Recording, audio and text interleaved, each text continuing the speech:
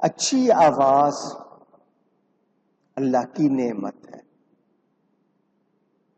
مگر اس آواز کو آج کل جس طرح لوگ لمبی لمبی سر بنا کر لے بنا کر کھینچنا آواز کو، اس میں مرکیاں بنانا اور ارتعاش پیدا کر کے اس میں راگوں کی آمیزش کرنا، بھلے وہ نعت میں ہو یا تلاوت میں ہو، وہ اچھا نہیں ہے، وہ اچھا نہیں۔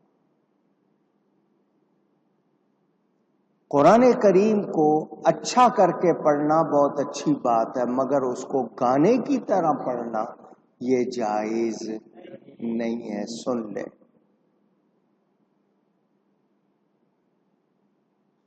میں نے لعینہ اور لغیرہ کی بات کی ہے۔ غنا لعینہ اور لغیرہ، اس کا فرق تھوڑا سا آپ کو بتا دوں کہ صرف اچھی آواز، کسی کی آواز میں خوش الہانی ہے، عمدگی ہے، تو یہ غلط نہیں، مگر اس کو بنا کر غلط کلام میں یا غلط طریقے سے اس کو استعمال کرنا، اس کی گنجائش نہیں ہے۔ میرے دوستوں اور بزرگوں، احتیاط یہی ہے کہ ہم شریعت کو مانتے ہوئے اس پر عمل کریں۔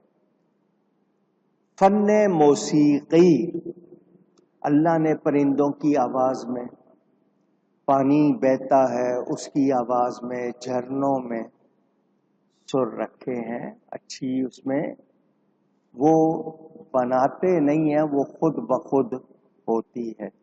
لیکن ایک شخص خود بنا کر ایسا کرے گا، اس کا حکم اور ہوگا۔ یہ آپ نے سن لیا۔ آپ لوگ اچھی طرح جانتے ہیں کہ چشتی سلسلے کے لوگ قوالی سنتے ہیں۔ قوالی اصل میں کیا تھی؟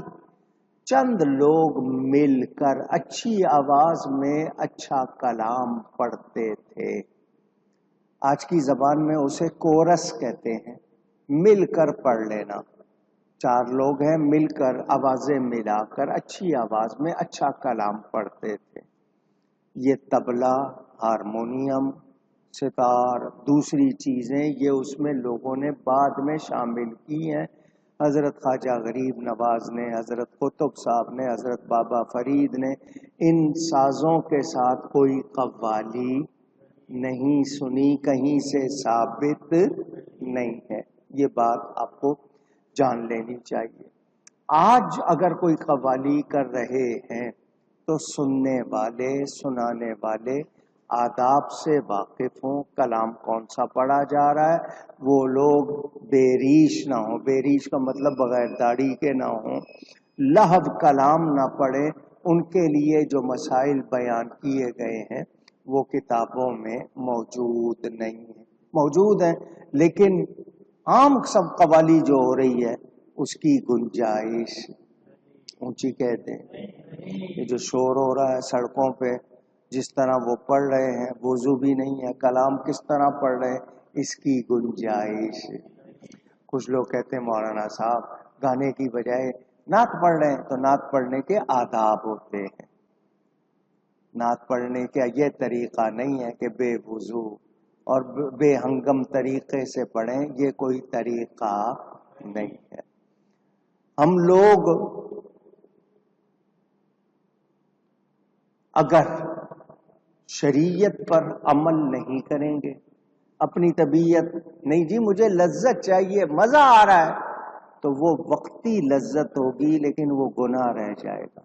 دیکھو مشقت جو ہوتی ہے نا، مشقت، تکلیف، دین کے کام کو، عبادت کے کام کو کرنے کے لیے تکلیف اٹھانا، تو تکلیف وقتی ہوگی، ختم ہو جائے گی، ثواب رہے گا، ثواب رہے گا۔ مثلا نیند توڑ کے اٹھنا پڑا، ٹھنڈے پانی سے وضو کرنا پڑا، مسجد تک جانا پڑا، بظاہر تکلیف ہوئی، یہ تکلیف ختم ہو جائے گی، مگر نیکی کی اس کا ثواب۔ اب گناہ کیا، گناہ کے لیے جو کچھ کیا اس سے وقتی مزہ آیا، مزہ ختم ہو جائے گا، گناہ باقی رہے گا۔ وہ مزہ جو ہے وہ چند منٹ کا ہوگا، ختم ہو جائے گا، لیکن گناہ باقی رہے گا۔ تو سمجھدار کو کیا کرنا چاہیے؟ وہ خود فیصلہ کر لے۔ تو یہ لوگ جو اپنی شہوت کے لیے، اپنی لذت کے لیے اس طرح کرتے ہیں، ان کو سوچنا چاہیے۔ اس حوالے سے بہت ساری باتیں میرے سامنے ہیں، میں ان کو مختصر کرتے ہوئے آپ کے سامنے خلاصہ پیش کروں۔ دین ہمیں یہ سکھاتا ہے کہ اے انسان، تجھے تیری ذات کے لیے بھی دوسروں کے لیے بھی نفع مند ہونا چاہیے، نفع بخش ہونا چاہیے۔ تو اپنی ذات سے خود بھی اپنے لیے اچھا کرے اور تیری ذات سے دوسروں کو بھی فائدہ پہنچے۔ اگر ایسا نہیں ہے تو تو وقت ضائع کر رہا ہے، کچھ نیکی نہیں کما رہا۔ غلط بولنے سے خاموش رہنا بہتر ہے، اور خاموش رہنے سے اچھا کلام کرنا بہتر ہے۔ تجھے ایک ایک بات کی رہنمائی دی گئی ہے، تو اب تو خود فیصلہ کر کہ تو اپنا وقت کیسے گزار رہا ہے، کیسے گزارنا چاہیے۔ یہ جو لوگ آج کل مختلف باتیں کر لیتے ہیں،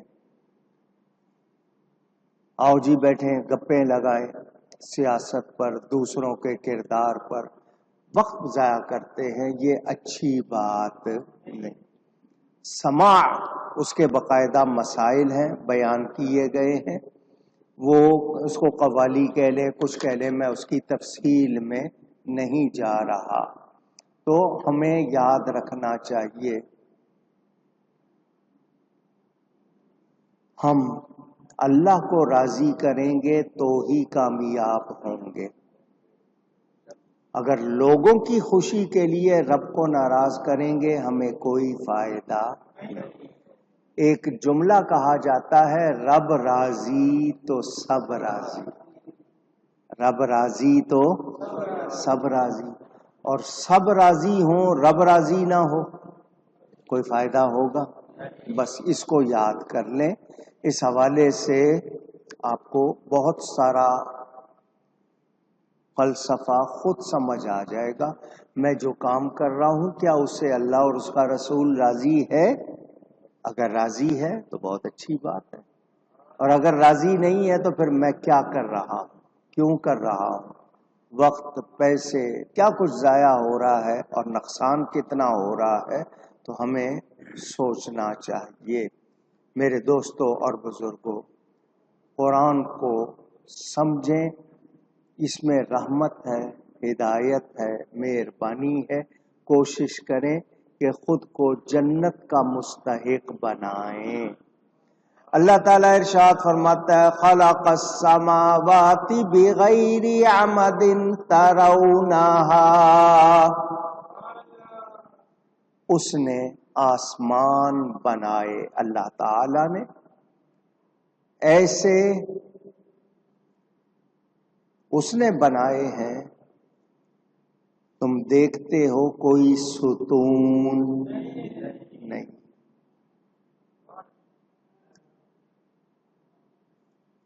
تمہیں نظر آتے ہیں؟ وَأَلْقَى فِي الْأَرْضِ رَوَاسِيَ أَن تَمِيدَ بِكُمْ، اور زمین میں ڈالے لنگر کہ تمہیں لے کر نہ کانپے، ہلے نہیں۔ وَبَثَّ فِيهَا مِن كُلِّ دَابَّةٍ، اور اس میں ہر قسم کے جانور پھیلائے۔ وَأَنزَلْنَا مِنَ السَّمَاءِ مَاءً فَأَنبَتْنَا، اور ہم نے آسمان سے پانی اتارا فَأَنبَتْنَا فِيهَا مِن كُلِّ زَوْجٍ كَرِيمٍ، تو زمین میں ہر نفیس جوڑا اگایا۔ میرے دوستوں اور بزرگوں، آسمان کے ستون پلر نہیں ہیں، ستون ہی نہیں ہیں اور نظر بھی نہیں آتے۔ زمین حرکت نہیں کرتی، ٹھہری ہوئی ہے۔ زمین، سائنس والے ابھی تک اس بات پر نہیں آئے ہیں۔ قرآن کی یہ آیت بتا رہی ہے کہ اللہ نے زمین میں لنگر ڈالے تاکہ نہ کانپے، ہلے نہیں، کیونکہ پہاڑوں کو اسی لیے بنایا کہ زمین حرکت نہ کرنے پائے۔ میں نے آپ کو حدیث بھی سنائی تھی، زمین اللہ نے بنائی، ہلنے لگی، اللہ نے پہاڑ بنا دیے تو زمین کا ہلنا بند ہو گیا۔ یہ جو لنگر ڈالتے ہیں آپ کے ہاں جہاز کے لیے بھی کہتے ہیں نا، لنگر ڈال دیا تو اس کا مطلب ہوتا ہے کوئی چیز ٹھہر جائے، تو لنگر سے جہاز کا ٹھہرانا مقصود ہوتا ہے کہ جنبش نہ کرے، حرکت نہ کرے۔ تو اس آیت سے پتہ چلا کہ زمین ٹھہری ہوئی ہے۔ دو باتیں دوبارہ دہرا رہا ہوں۔ پہلی بات یہ، اللہ فرماتا ہے اس نے آسمان بنائے بغیر ایسے ستونوں کے جو تمہیں نظر آئیں، یعنی ستون ہی نہیں ہے اور نظر بھی نہیں آتا۔ زمین میں لنگر ڈالے تاکہ زمین نہ کانپے، اور اس میں ہر قسم کے جانور پھیلائے۔ اور اللہ تعالیٰ فرماتا ہے ہم نے آسمان سے پانی اتارا تو زمین میں ہر نفیس جوڑا اگایا۔ بعض جانور پانی میں، بعض زمین پر، بعض ہوا میں، مگر یہ سب زمین پر ہی ہیں کیونکہ زمین پانی پر ہے، پانی زمین پر ہے، اور ہوا بھی زمین سے تعلق رکھتی ہے۔ پھیلانے سے مراد یہ ہوگا کہ بعض جانور کسی جگہ کچھ قسم کے جانور ہیں، کسی جگہ کچھ قسم کے جانور ہیں، تو یہ اللہ تعالی کا نظام ہے۔ اس نے بنایا ہے۔ جانوروں کی کتنی قسمیں ہیں، پرندوں کی کتنی قسمیں ہیں، حشرات الارض کیڑے مکوڑے کتنی قسم کے ہیں، ابھی تک شمار کیے جا سکے نہیں۔ کتنے ہیں پورے ابھی شمار نہیں کیا جا سکتا۔